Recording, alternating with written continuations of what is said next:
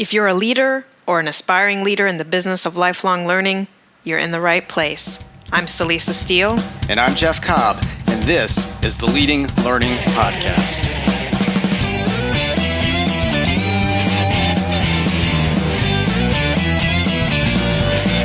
Hello, and welcome to episode 183 of the Leading Learning Podcast, where we talk with Nancy Bacon and Mark Nilles about their ebook, Conferences That Matter. And Celisa, what did you, Nancy, and Mark cover?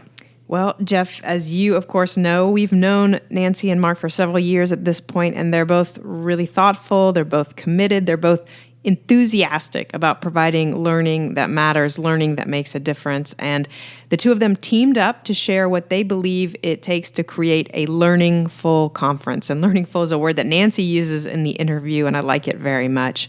So Nancy, Mark, and I focus our conversation on conferences that make a difference. That's the title of an ebook they created to share what they've learned organizing conferences that have the goal of providing learning.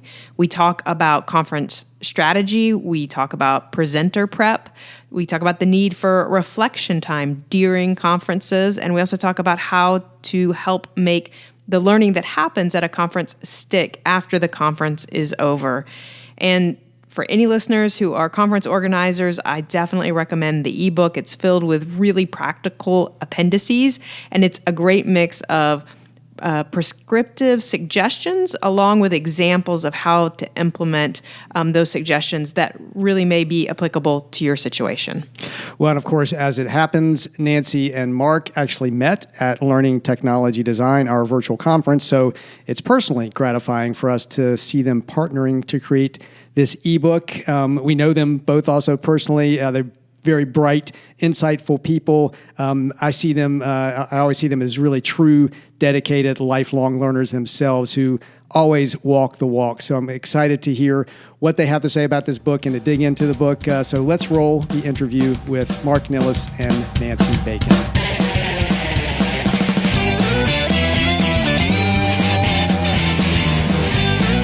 Hello and welcome. I'm Celisa Steele. This is the Leading Learning Podcast, and today I'm joined by not one, but two great guests. Nancy Bacon is a teacher and instructional designer who's worked for over 20 years in the nonprofit sector, and for the past 5 years, she's led Washington Nonprofit's learning program, and she currently serves as the associate director at Washington Nonprofits. She occasionally writes on adult learning through her blog at chunkflipguidelaugh.com.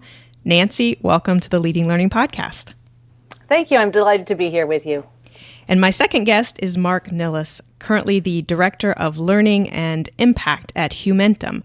Mark's work has focused on developing evidence-based teaching and learning approaches for improved workplace performance, and his perspective is informed by years of training and capacity building for international development and humanitarian relief professionals around the world. Mark, welcome to Leading Learning. Thanks, Celisa. Great to be with you and with Nancy. So to start us off, I want to give you each the chance to say a bit more about yourself and your organization, anything else that you'd like to highlight for listeners. So Nancy, let's start with you.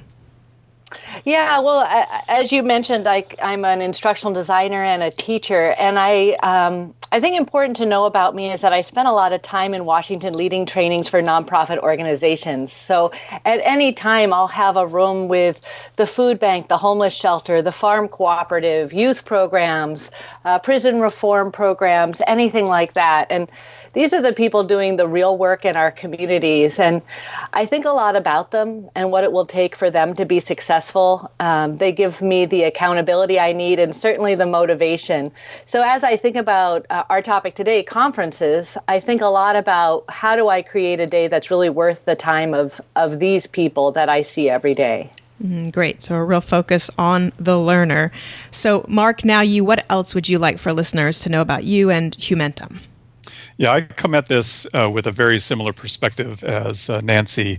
Humentum, the organization I work with, is a professional membership association focusing on professionals in the humanitarian relief and international development sector. So again, like Nancy said, these are the people that are really doing the hard work to make the world a better place. And Humentum offers a few conferences throughout the year, including a large annual conference in Washington, D.C. And like Nancy said, we really want to make sure that the people who come to our conference are benefiting in ways that help them back in the workplace. And workplace learning is a real passion of mine, as hopefully will come out in this conversation and in the ebook that we wrote. So just happy to have the conversation. Thanks. Well, great. And, I've had the good fortune to know you both for a few years now. We met through some of the events that we've held here at Tagoras, and I know that you're both very thoughtful and really committed, I think, as you both just stressed in your introduction, about this goal of providing learning that matters, that has impact, that makes a difference. And so what prompted me to reach out to have you on the podcast and to have you on together is the ebook that you just mentioned, Mark, one that you co-authored and recently released called Conferences That Make a Difference. So I'd be interested to know what prompted you to create the ebook and why now and why together. Nancy, would you tackle that question for us? Sure. Over the past few years, I've been attending conferences, and sometimes, Seattle's an attractive destination to have a national conference. So I'd be going to these big fancy conferences, and they were handled as events. They had all the whistles and bells that big events have: fancy name tags, marquee performances. Everything looked really glossy. But at the end of the day, they were kind of like cotton candy. The impact burned off quickly, and I found myself not really learning a whole lot. I tend to process my thoughts through my blog, and so I found that I was writing quite a lot about conferences and my impressions on those conferences and how we could do better. For me, this ebook began, I wrote a kind of working out loud blog piece after our Central Washington conference in Yakima. We really tried a bunch of things to deepen engagement, and I got really excited about it. I wrote about it, and that article got picked up by Association Trends. That it really, from the feedback from that article, I could really tell that there's a hunger for a deeper understanding about conferences and how we can make them learningful. At the same time, Mark and I had been connected through the LTD conference, and we at Washington Nonprofits were putting into action some of his work on boosting. So after a learning event, how do you keep people learning? So he and I connected, sharing many of the same concerns and interests in terms of designing a Learningful conference. So we started just, hey, why don't we write this ebook together? For people like us, learning leaders with associations who are organizing conferences that move people forward to do new things, to really change their behavior around certain things. So there's 4 chapters in the ebook. The first one is around strategy. The second one is pre-conference activities, how to get ready for a conference. The third chapter is the big day, how to deliver a day that is really powerful. And lastly, that 4th chapter is make it stick, post-conference activities. There's been a lot of interest even since releasing the ebook, so we're really excited to be talking about it now and sharing it into the future. Well, great. And, one of the things that I really appreciate about the ebook is how it takes that big picture strategic point of view. As you mentioned, that's kind of the first chapter there, but it doesn't neglect the super practical tools and resources point of view either. And so you get into that in some of the other chapters. So that first chapter, though, that really is focused on strategy. It stresses the need for a conference strategy. So Mark, would you explain what a conference strategy is and why it's important? And probably actually even first, before you get to that, would you define how you use conference, since that's one of those terms that can kind of mean different things to different people? Sure, of course. Yeah. So when Nancy and I approached writing this book, we thought of conferences as sort of Nancy was describing, those large events that have diverse audiences. They're oftentimes organized around a theme, an overall theme, but then they'll have multiple learning and networking opportunities, and especially those learning opportunities that sort of feed into that theme. Oftentimes you'll see the learning sessions organized by tracks or function areas or category, some sort of categories. And when we were writing the book, we were really thinking about place-based conferences sort of held under one roof. But we do also appreciate the growing use of online conferences. And we would think that a lot of what we wrote about in the book would apply also to online conferences. So, we recognize conference is a term that's used to describe many different things.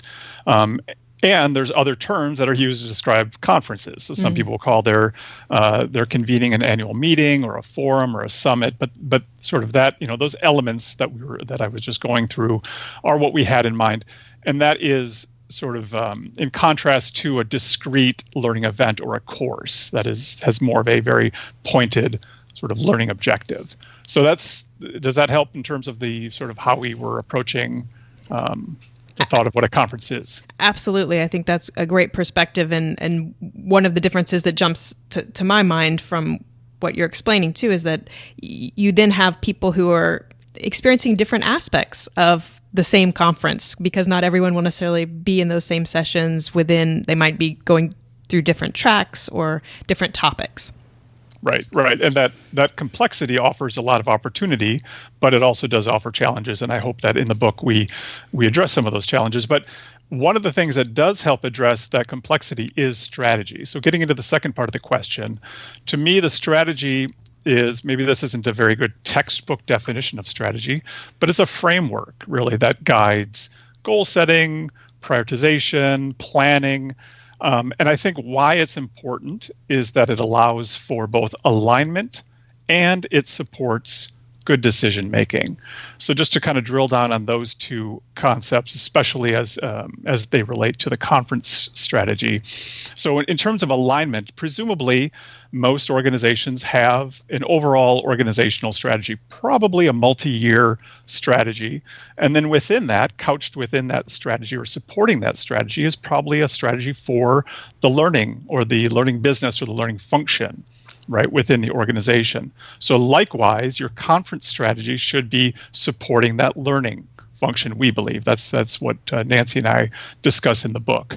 So that alignment of strategies makes sure that whatever you're doing with the conference, whether it's through learning or networking or other activities, really does support broader goals throughout the organization, sort of that cascading effect that a good strategy can help support. Now, I also talked about good decision making, and I think the benefit of a good, clear strategy is it helps you say yes to the things that will contribute to whatever your overall goals or priorities are, and helps you say no to those things that won't sort of contribute. So we talk about different elements that might be included with your strategy, including revenue, reach, or results. And depending on where sort of what you're trying to get out of your conference within those realms will help you make strong decisions to help you achieve your goals. Well, that's great. And definitely the idea of strategy as being a decision-making framework, that definitely resonates. That's how we tend to think of it here at Tagoras as well. And then, like you said, that it's also cascading down from the learning strategy, which is then feeding down from the overall organizational strategy, and just really making sure then that what you're doing at that conference fits in with your big picture strategy, even beyond the conference. That's great.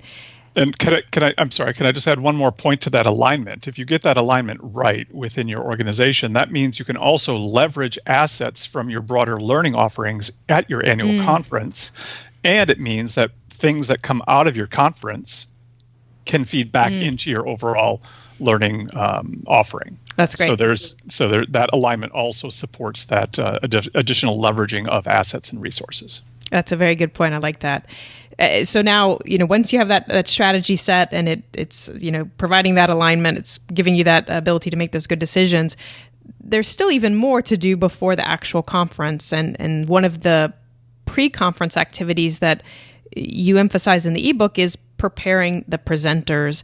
And so, Nancy, I would love for you to talk a bit about how and why to prepare presenters. And I personally would also be really interested in any thoughts you might have on why presenter preparation doesn't happen as often or as well as it should, because, it seems like such a no-brainer to me, and yet I think presenter preparation often doesn't really get the attention that it deserves.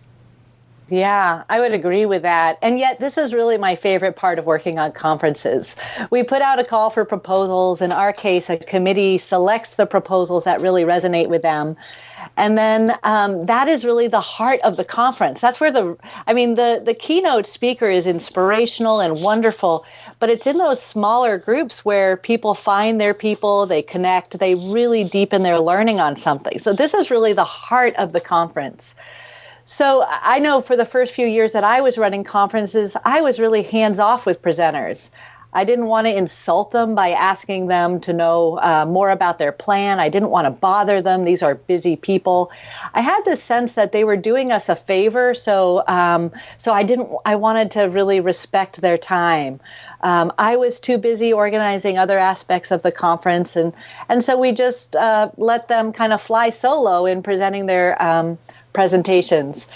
But we had some quality issues with one of our conferences a few years ago, and I realized that that our presenters wanted more support, that they didn't want to fly solo. They really wanted to deepen their own skill as a trainer.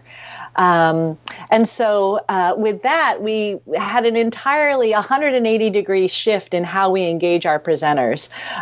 We really walk with them through their creation of their workshop and then, of course, the delivery of their workshop.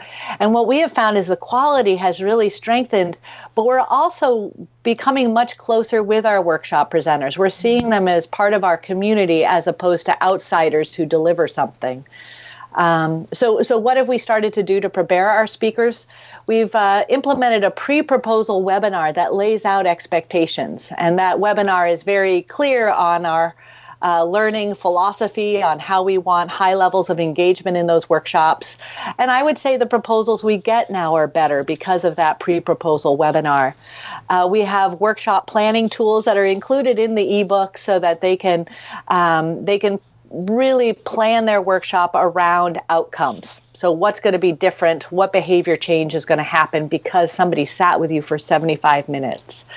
We changed the timing of our Train the Trainer series, an annual series we offer for people delivering learning experiences in Washington.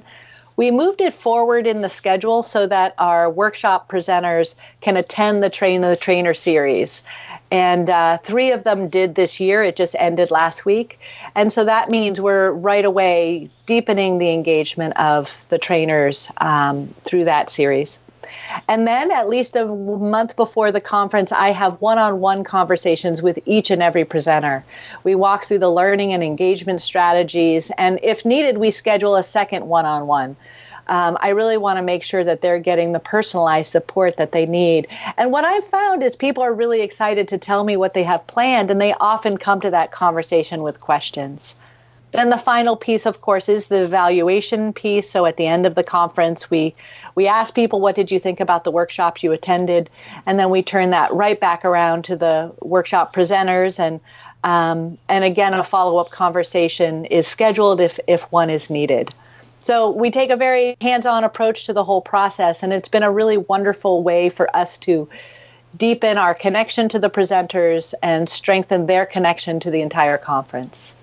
And so, I heard you kind of mention at the beginning, there was when you were more hands-off with the presenters initially, and that, you were worried about kind of bothering them, that they were doing you a favor, and you were worried about asking for more time. You were worried about even potentially insulting them, with the idea that they need the support or that you were going to provide. And so have you just found that those were more of perceived barriers rather than actual barriers, or have you actually kind of encountered some of that, and how have you made the point to those presenters that, it is worth their time, that it's, not necessarily a reflection on their poor performance, but more you providing upfront information? Yeah, I began the process with just reaching out to the ones that I had concerns about, but then I realized that even, people who've been doing this for many years could use a little support and just connection. It gives me a chance to explain the conference so that their piece is within a larger context. So at this point, I approach it, I contact every single one of them, and I say, I meet with every single presenter, so what time would you like? It's not a if you'd like it. It's I do this. It's not an option. And I have had some people really insulted and say, a couple people were really, I don't have time for this and I don't want to do this. And in one case, it was fine. In another case, it was not a workshop that went well. And so I would say we won't be working with that person again. I mean, it's we want to make sure that every single person attending our conference has a high quality learning experience. So that's, I guess, part of the business of our work as well. If you want to provide high-quality learning experiences for your audience, we encourage you to check out our sponsor for this quarter. WBT Systems develops the industry-leading top-class LMS, which delivers transformative professional development experiences for education and certification programs. With a single point of support from in-house integration experts, top-class LMS easily integrates with a wide variety of systems to provide efficient administration and a unified learning experience. WBT supports organizations in using learning technology to help drive growth and membership, increase revenues, and enhance the learning experience. WBT believes in truly understanding your challenges and partnering with you to ensure the success of your education programs. Find out more at leadinglearning.com/WBT. And now, back to the interview as Celisa asks Nancy about the need for time for reflection at conferences. So I know that one of the other things that you stress in terms of kind of the actual execution of the conference is allowing for participant-led learning and also time for reflection at the conference. And, for those of us who understand adult learners, that again seems like a no-brainer. You want them involved and leading their own learning. You want them to have that time for reflection. But again, it seems like it doesn't happen all that often. So again, Nancy, I would love your thoughts on, why those things maybe don't happen more often and how conference organizers can make the argument if they get pushback from others, who sort of think that the conference's value comes from filling every single minute of every day with, pre-programmed content. Yeah, I think reflection are the Brussels sprouts of the learning world. So many people say, we don't care for Brussels sprouts. No, we don't have time for reflection. And yet, how many of us have slowed down enough to really appreciate the power of reflection? That way, when we really slow down, we see the world in an entirely new way. Just like when we slow down and really savor those farm-grown Brussels sprouts, we really decide we do like them, really. We just say that we don't. Paulo Freire talked about the relationship between action and reflection. Without one, you don't have the other. So why aren't we building this into our conference design? Again, I think people are seeing conferences as events. They're seeing it as an event like a wedding or any other kind of staged event. And so they're just scheduling things without really being reflective themselves about what the strategy is and what the desired outcome of that is. But as soon as you shift your brain from thinking about designing a conference as an event alone and seeing it as a place to operationalize that learning strategy that Mark talked about, then you really have to include participant-led learning and reflection time. You have to slow it down in order for all those key pieces that you're trying to move the needle on. People need time to absorb that and to really think about it. So how do you make the case? One of my thoughts is from the start of a conference design process, it seems like you really need an appointed kind of chief learning officer, whatever the title is. Who is the person whose role it is to be thinking about adult learning throughout? Whose job is it to show up at those committee meetings and really speak up on behalf of the learners. So I think that piece can help. I think slowing down and implementing that learning strategy can help. But we know from the evaluations that we've done that people want to take a break. They want to talk to their peers. They want to kind of play around with the ideas that they're hearing about. So that means we have to make sure there's time in the schedule for that.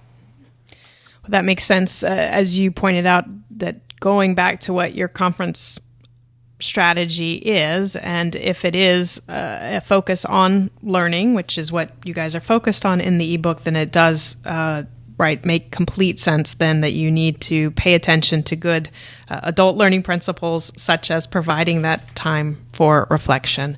Now, in the final chapter, you look at what happens after the conference to make that learning stick. And Mark, I know that this is an area where you're particularly passionate, and so I would love to hear what you see as some of the important things that need to happen after a conference concludes to make it be a meaningful learning experience.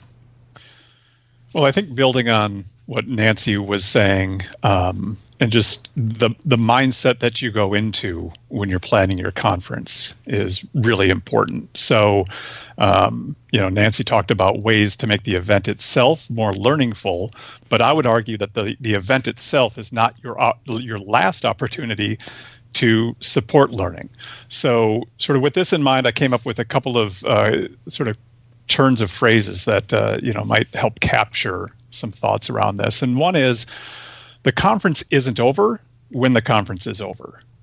And of course, that sounds a little strange, might be hypocritical, but really the point is that when the participants leave your conference is their first step in the journey toward being able to apply new knowledge, skills, tools, techniques that they picked up during the conference, right? And to the extent that it's your organization's goal to help them do their work better, the conference is the first step, but it's really important for organizations to think about how to support participants after the conference. So part of it is just the mindset of the conference really does extend beyond the final day of the conference.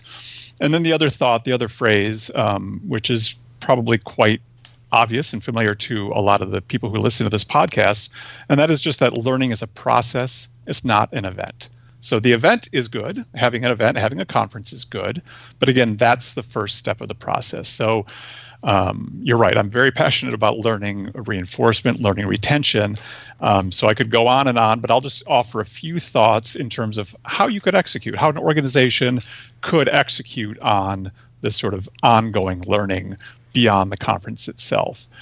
And I'll talk about this for two audiences, one being the participants, right? So really, how do you keep in touch with your participants? How do you reinforce their learning?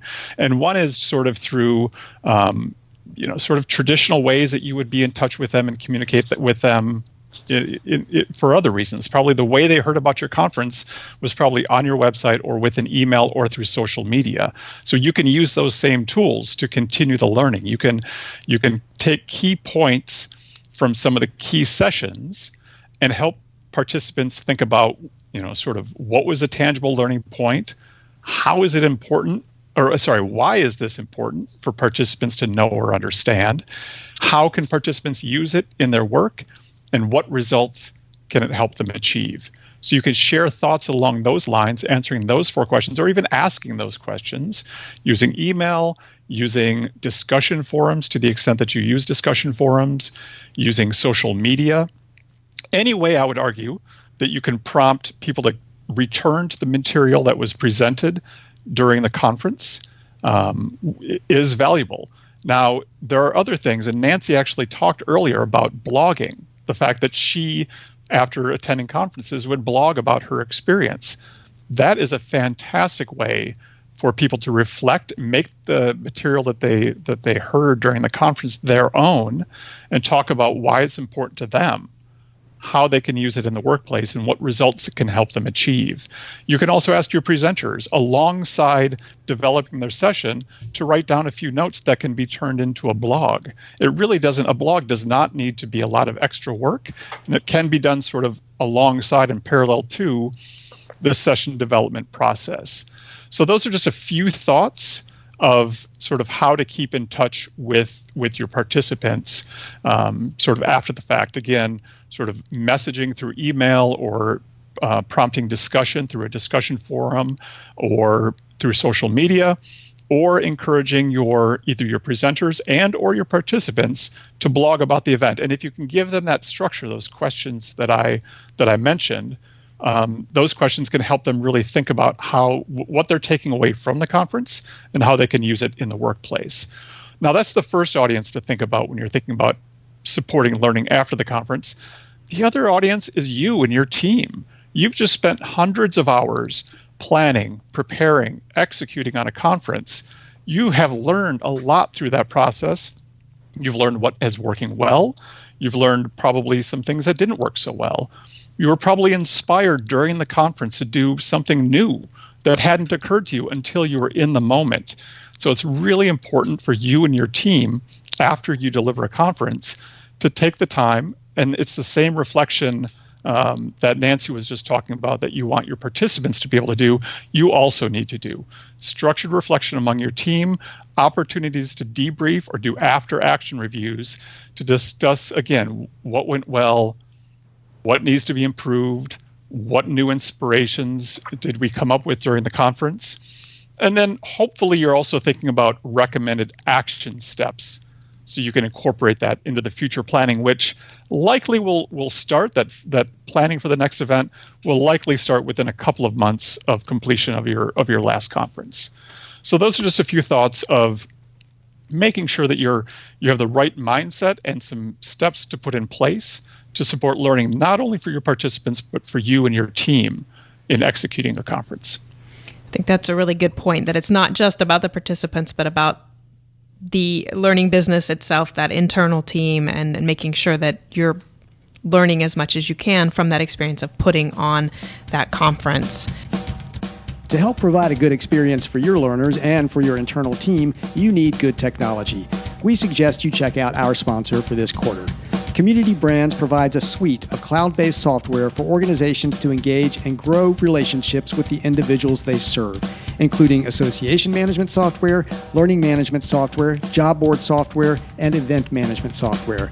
Community Brands' award-winning Crowd Wisdom learning platform is among the world's best LMSs for corporate extended enterprise and is a leading LMS for association-driven professional education programs. Award-winning Freestone, Community Brands' live event learning platform, is a leading platform for live learning event capture, webinars, webcasts, and on-demand streaming. Find out more at leadinglearning.com/communitybrands. And now, back to the interview as Celisa asks Nancy about being both a provider of learning and a learner herself, and how those roles inform one another. I'm curious because, here we all are in the learning business. And so there's sort of the meta experience, right? That, we're providing learning, but we're also learners ourselves. And so, Nancy, I'll ask this of you, but I'm curious to know how your role as a conference organizer has impacted your role as a conference attendee and vice versa. Yeah, for one, I'm a lot pickier about what conferences I'll attend. I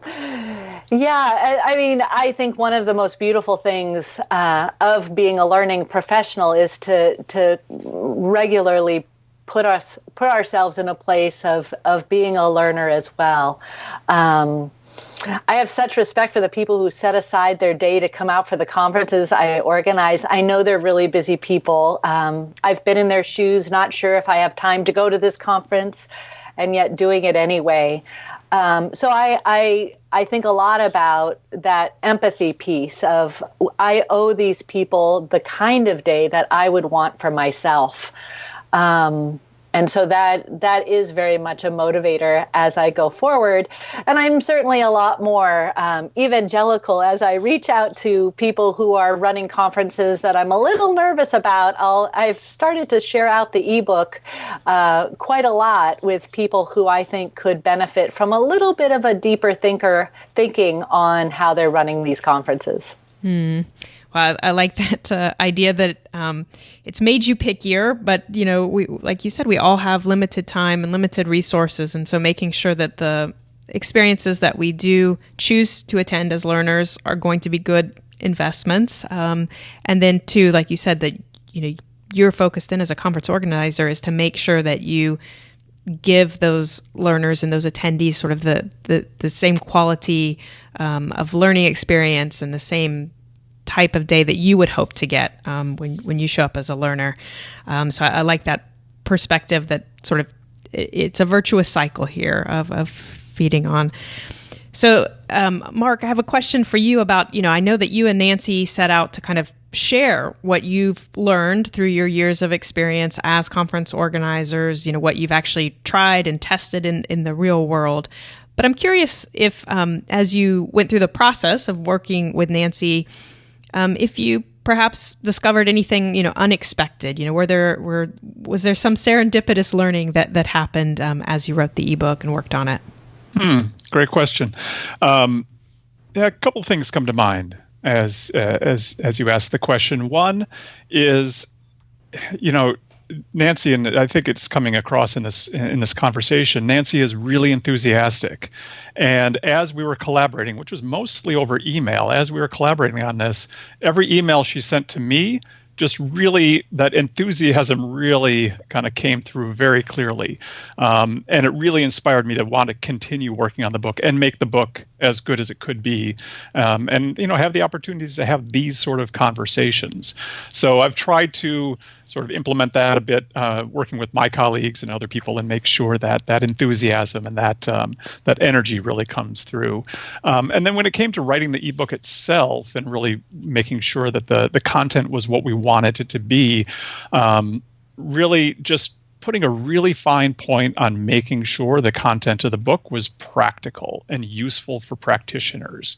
And the way that manifested itself in my mind is a few times where the language maybe wasn't as accessible to the readers as we wanted it to be, where I would write something and Nancy would really sort of say, is there a different way we can describe this to make sure that everybody picking up this book can sort of understand what we're trying to get across?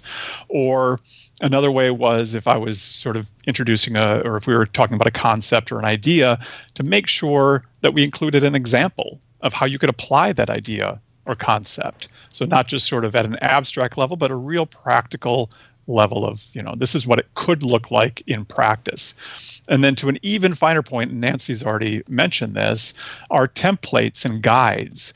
And I think nearly a third of the book is annexes that are templates and guides that people can put into place. And a lot of those templates are actually for presenters, for people who are presenting at conference. Others are more for conference, geared at conference organizers. So those were a few of the things that I took away in the collaboration with Nancy, which was really fun, and I think really created a nice product too.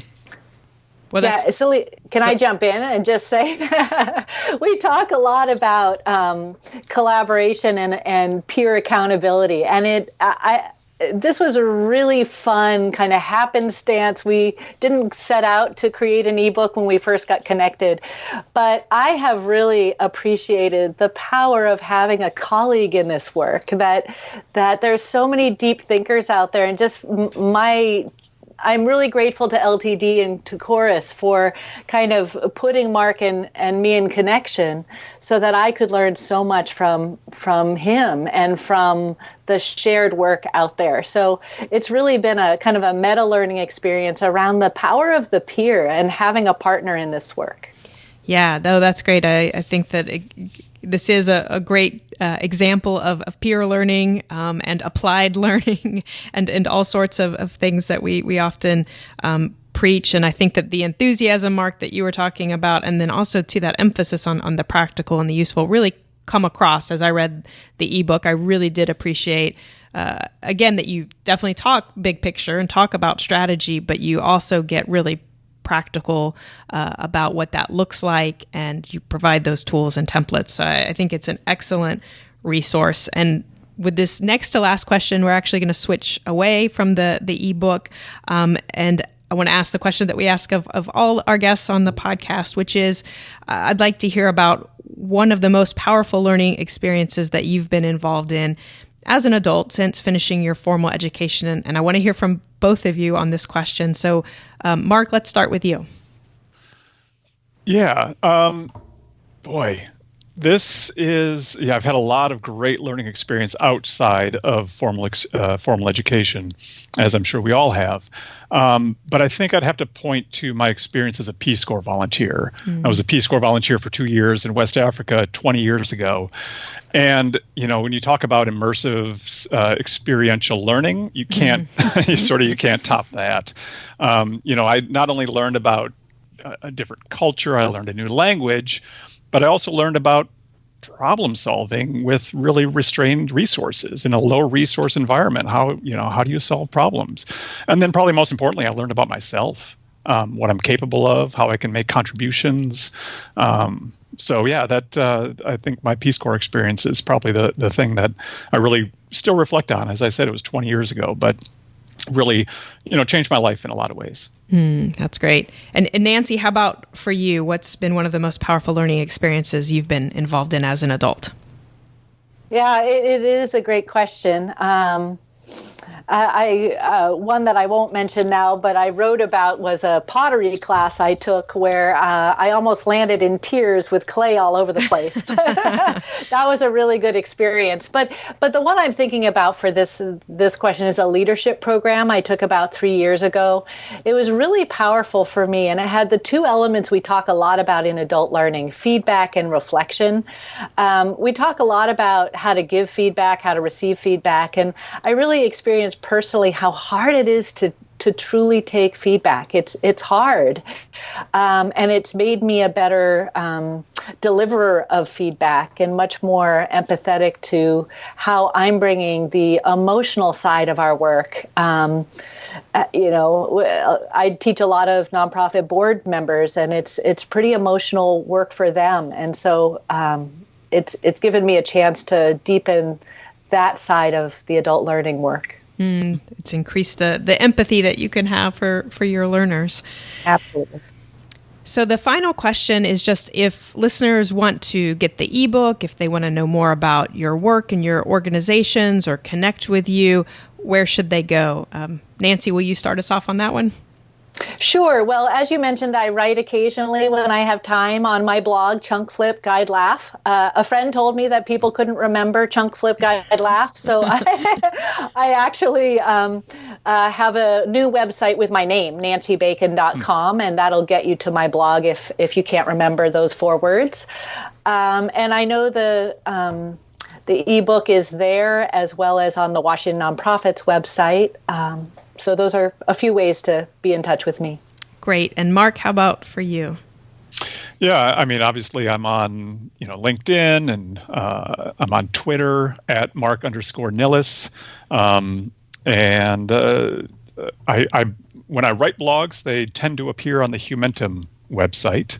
Humentum being the organization I work for, and the ebook is also available through the Humentum website as well. Well, great. We'll make sure to include in the show notes links to those sites that you all just mentioned. And I really do encourage our listeners to check out the ebook if you're involved in conference planning. So, Nancy, Mark, thank you so much for making time for the Leading Learning podcast. Thank you so much for your time. This has been really fun. Thanks, Celisa. This has been great. That concludes our interview with Nancy Bacon and Mark Nilles.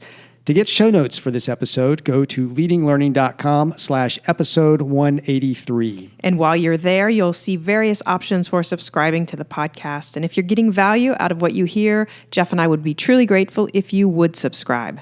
We'd also be really grateful if you'd take just a minute to give us a rating on iTunes. All you have to do is go to leadinglearning.com/iTunes. That'll put you in the right place.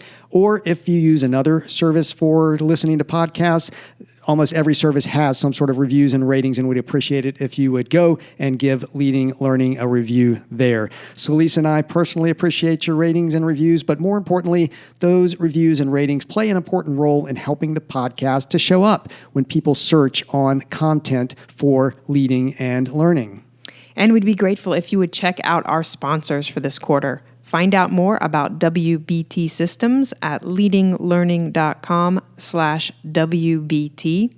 Find out what Community Brands has to offer at leadinglearning.com/community brands. And finally, consider telling others about the podcast. You can send out a tweet by going to leadinglearning.com/share. You can also like us on Facebook at facebook.com/leadinglifelonglearning. And of course, you can share us with others there. But however you do it, please do spread the word about Leading Learning. Thanks again, and see you next time on the Leading Learning Podcast.